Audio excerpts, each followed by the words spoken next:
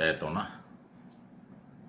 Tiniyak na po ni Attorney Nery Colmenares at iba pang mga abogado ng mga at tumutulong sa mga biktima ng paglabag sa karapatang pantao ng nakarang administrasyon na nag-file ng kaso sa International Criminal Court na pinaghandaan na nila, naghahanda na sila at masaya sila sa pagsisimula ng pre-trial chamber ng ICC laban kay dating Pangulong Duterte na hinintay nila ng halos 8 taon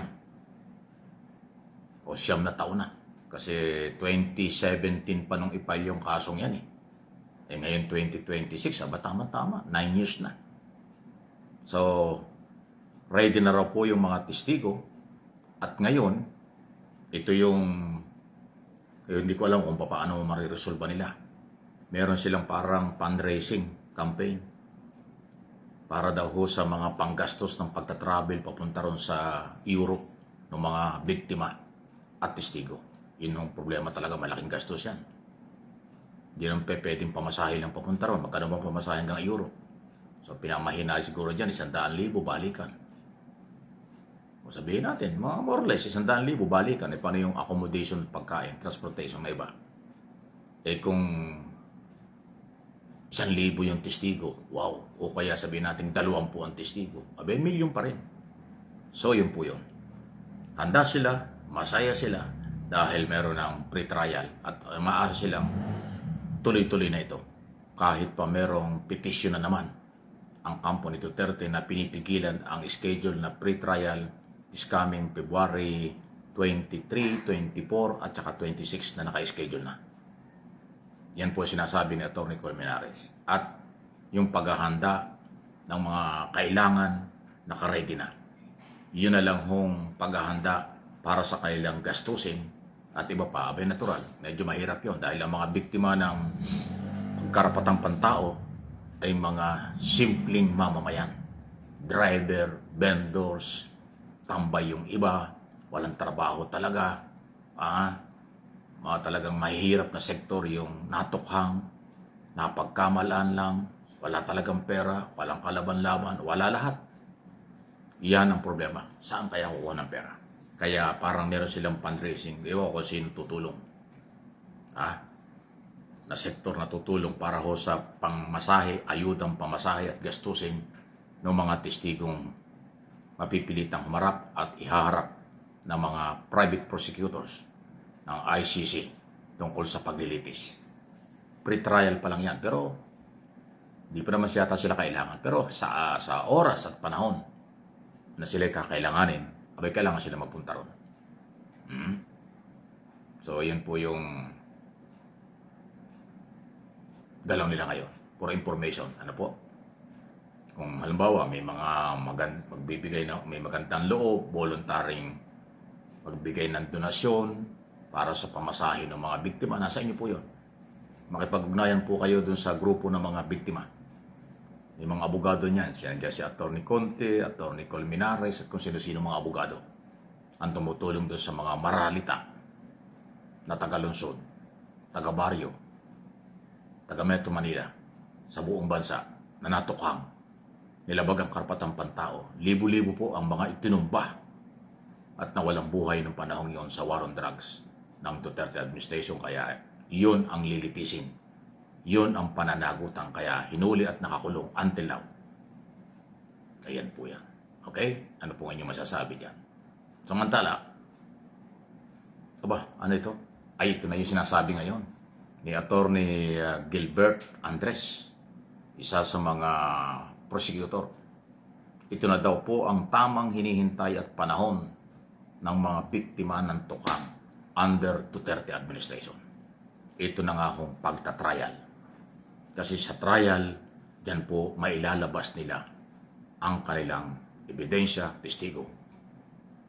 Yan din ang tamang pagkakataon na mailabas ni Duterte ang kanyang testigo at ebidensya na wala siyang nilabag na batas.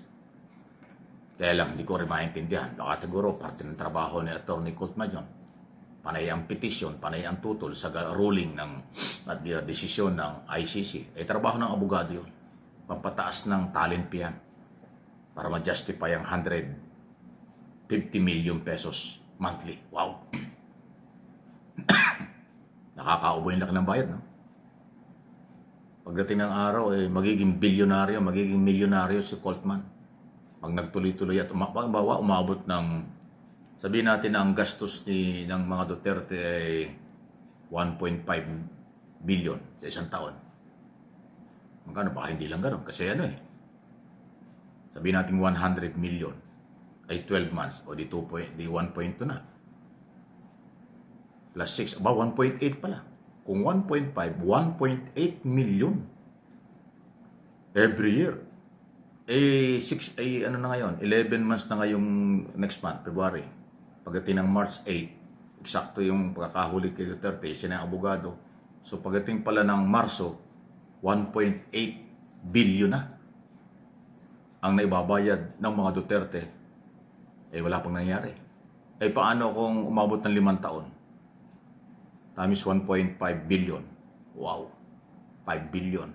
Tapos 5,800. May matindi. Maraming billion ito. Kung 5 taon, 5 billion kaagad sa 1 billion. Yung pang 800 times 5 years, 5, di 30, 3 billion na naman yun. Wow, 8 billion piso. More or less, 8 billion sa loob ng 5 taon kung aabot ng 5 taon ng trial. Daming pera nila. Yun ang babayaran sa abogado. Kahit naman tanggalin nila si Holtman, kung sa tingin nila walang nagagawa, palitan nila ang abogado, ganun din ang bayad, baka mas mahal pa. Dollar po ang usapan, euro. Mahal na euro, mas mahal yung kaysa dollar. At talaga hong ganyan ang talent fee ng mga abogado sa ICC. Hindi katulad yan ng mga talent ng mga abogado sa local court o national court. Ibang-iba yun. International court yan. Kaya kung di ako nagkakamali, 150 million nga per month ang mga abogado naghahawa. Pero yung mga abogado na akusado, wala yun, abono yun. Bare-bareha lang yun. Pero yung abogado ng akusado, katulad ni Duterte, talaga hong ganun palang standard. Kung aabot ng 5 taon, di 8 billion, pambayad pa lang sa abogado. Paano yung expenses nila, biyahe ng biyahe, balik dito, punta roon, balik pa, balik-balik. Magastos talaga. Mauubos ang kanilang pinaghirapan kung ano man yung nakatago sa bangko.